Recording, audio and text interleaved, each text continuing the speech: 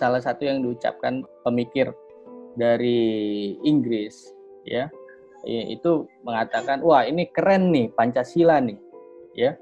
Kenapa? Kalau ini penggabungan ideologi dengan konsensusnya, dengan cara konsensusnya. Artinya setiap elemen yang berkonsensus itu punya pandangan yang masing-masing. Saya ambil contoh gini. Ketuhanan yang Maha Esa, believe in God. Ketika bangsa Indonesia punya dasar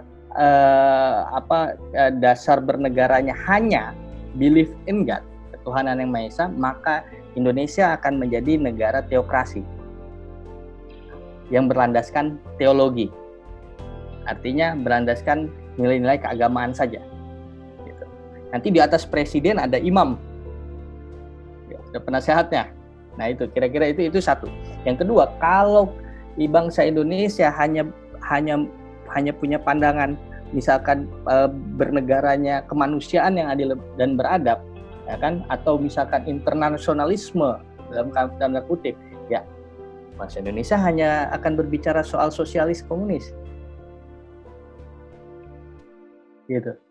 Kalau misalkan bangsa Indonesia hanya berbicara soal persatuan Indonesia, nggak ada yang lain sila-silanya, itu akan menjadi negara fasis. Kalau bangsa Indonesia, kalau kata Bung Karno disingkat adalah demokrasi, ya Indonesia akan berbicara sebagai negara liberal, gitu. Nah, kalau bangsa Indonesia akan berbicara soal kata Bung Karno, social justice, keadilan sosial, ya Indonesia akan menjadi negara tadi sosialis, gitu. Artinya dari sudut pandang Pancasila ini ada sebuah keberagaman ideologi, ya, dan Pancasila menjadi jalan tengah. Kenapa? Karena yang pertama, kita kan lagi uber-uberan, kejar-kejaran ini ceritanya soal proklamasi 17 Agustus, kemudian disahkan akhirnya 18 Agustus. Ini kan lagi kejar-kejaran nih ceritanya nih. Ya sudah, akhirnya dengan tadi pemikiran panjang, akhirnya ya kita harus punya dasar negara. Oke, dasar negaranya ini dan sebagainya. Nah, inilah yang kemudian menjadi sebuah alat pemersatu. Pancasila menjadi alat pemersatu bangsa. Nah, tadi yang ada kelompok di Indonesia ini kan banyak kelompok. Ada kelompok umat Islam yang besar, mayoritas. Ada kelompok umat-umat yang lain. Ada kelompok suku-suku, budaya dan sebagainya. Banyak sekali, gitu. Nah, ini yang kemudian untuk mempersatukan senyawa keberagaman ini. Nah, inilah yang dibutuhkan. Artinya akhirnya apa? Akhirnya semua pandangan-pandangan ideologi dalam sebuah pandangan konsensus ini kan yang berkonsensus founding father, dan setiap founding father akan punya pikiran yang masing-masing dengan cara pandangnya masing-masing. Dan akhirnya muncullah sebuah bahasa Pancasila itu, ya.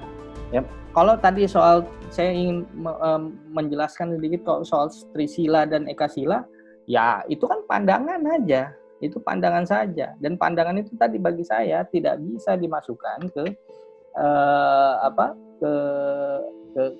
hukum, aturan hukum soal sosionasionalisme, ya. Kemudian soal ketuhanan yang berkebudayaan, sosiodemokrasi, Trisila misalkan, Ekasila soal gotong royong, dan juga jangan juga dengan nggak sebanding ketika membenturkan Pancasila sebagai dasar ideologi yang kemudian disahkan, bahkan tahun 2016 kemudian disahkan juga tanggal 1 Juninya kemudian dan sebagainya. Nggak boleh dibenturkan lagi dengan Trisila dan Ekasila. Kalau ada yang munculkan itu, ya berarti punya pandangan yang baru soal Pancasila.